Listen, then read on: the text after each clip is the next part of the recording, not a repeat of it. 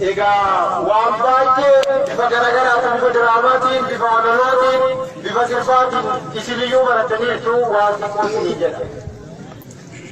Ega ummanni Oromoo akka sabaatti durirraa kaasee wareegama ulfaataa gabbaree seenaan lama kaa'atu. Bara Minilikii ummanni Oromoo keessa'uu Oromoon gara bahaa gara kibba bahaa jiranii kagari harka muramaniiru kagari harma muramaniiru kagari dhiiga akka galaana lolaasanii jiru wareegama ulfaataa hangafoonni keenya kaleessa kafalanii qabsoo bilisummaa Oromoo irra nutti laatanii nuti turree isaan kaleessa saradanii nutti kennan sun galmaan ga'uudhaaf wareegama kafaluutti jirra. Ummanni Oromoo yeroo inni itti bilisummaa isaa akkuma amma isin yaadanii gammachuu iddoo kanatti hirmaatan kana qawwee harkaa qabuun qottoo harkaa qabuun gajara harkaa qabuun dhiiratti ba'ee bilisummaa isaa gonfatee jira. Isinillee kunoo uummata bilisummaa barbaadu uummata gammachuu waraana bilisummaa Oromoo waliin kennamu ta'uu keessanii aduu kana keessa dhaabbatanii nutti agarsiisanii waan ta'eef baga gammachuu keessan gammachuu waraana keessanii isin ga'ee baga isin ga'ee jechuun barbaada.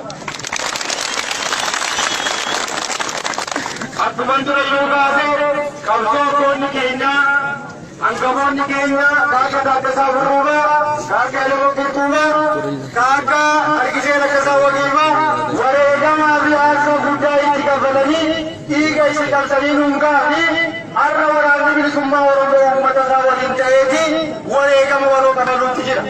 Uummanni keenya naannawa kanaa waraana bilisummaa Oromoo wajjinii baatanii rabuutti jirtu.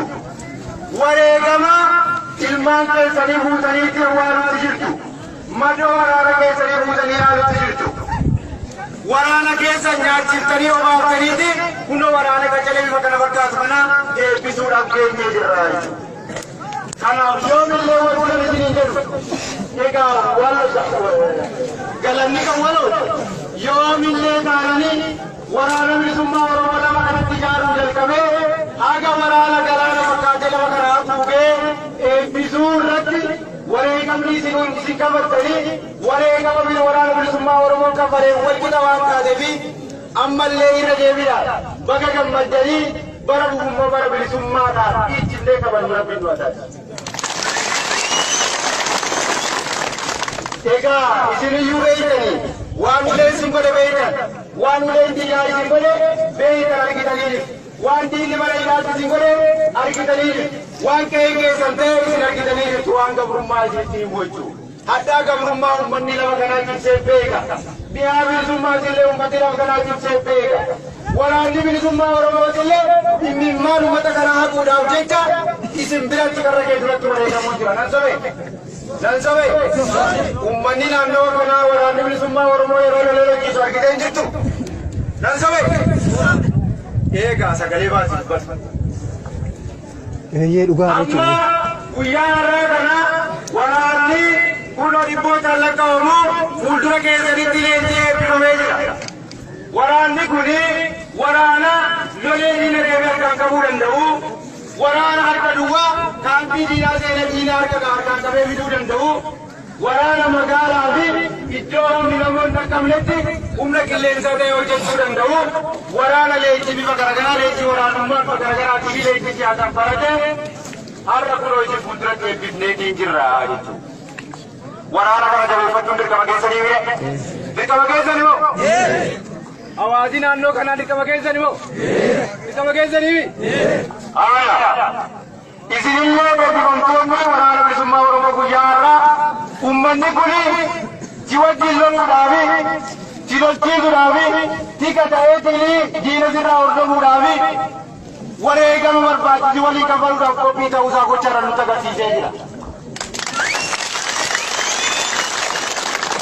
isinillee dhugaadhaan gaachana uummata kanaa ta'uu keessan loltanii diina irraa ajjeesuutu isinirra jira. Uummanni kun dheebuu bilisummaa qaba.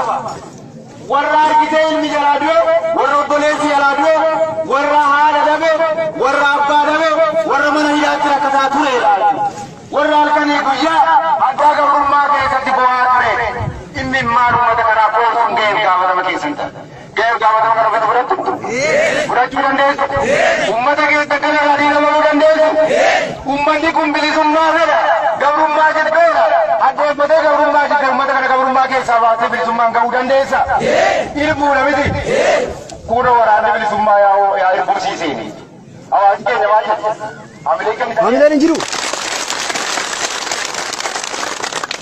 Waraanni kuni ati jabaattee jennaan, ati jabeeffattee jennaan, deemsisaa imallisaa asumaan gara Finfinneetti. Hamilee. Ni lolla, ni lolchiifna, diinni ka'ee keenyatti dhufeeti, mana keenyatti dhufeeti, karra keenyatti nu loluu jira. Diina ka'ee keenya dhufee nu lolu kana ofirraa qolachuu qofa osoo hin taane akka imimmaan keenya argitee bara baraan nagalaa ture kana diina keenya ajjeefne imimmaansaa yeroo inni bo'uu ilaalu irra jira.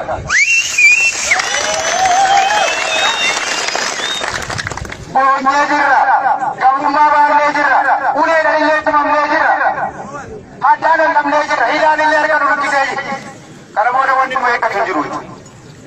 Wareegamaa waloo kaffallee diina kana dura dhaabbannee diina kana ofirraa kaasuun dirqama filannoo hin qabnedha.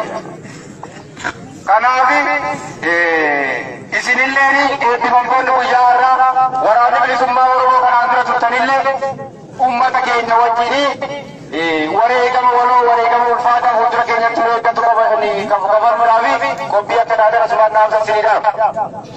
Waraanni bilisummaa Oromoo iddoo garaagaraa jiru kan garii har'aallee lolatti oolee jechuudha. Iddoo garaagaraatti lolatti jira. Maaliif jennaan yeroo ta'anii miti waan taata. Ka garii lolatti waan jiruuf, ka garii deemsa amnarra waan jiruuf eebba keessan irratti illee hirmaachuu hin dandeenye. Garuu baga gammadanii as jedhama.